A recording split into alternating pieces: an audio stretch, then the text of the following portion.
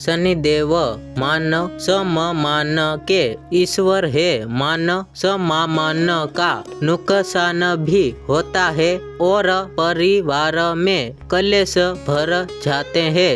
वही किसी व्यक्ति पर दूषित पड़ जाए तो व्यक्ति का उद्धार हो सकता है, उनकी जिंदगी खुशियों से भर जाती है, घर में आय के रास्ते बनते हैं और व्यापार या नौकरी में अच्छे योग बने शुरू जाते हैं। क्या करने से शनिदेव खुश होते हैं? शनिवार के दिन सुबह स्नान शयन करने शनि देव की पूजा आराधना करने से शनि देव प्रसन्न होता है। यदि आपके जीवन में धन, नौकरी, व्यापार या निजी समस्याएं चल रही है तो आप इन उपायों करने के शनि देव को प्रसन्न कर सकते हैं।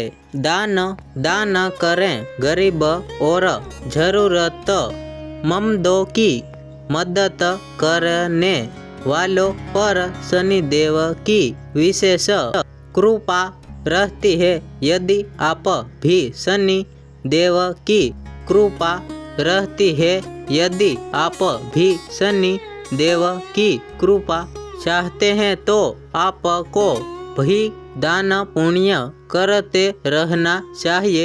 जरूरतमंदों को काले छलने, काले तेल, उड़द दाल और सच्चा कपड़े सच्चे मन से दान करें। शनि यंत्र की पूजा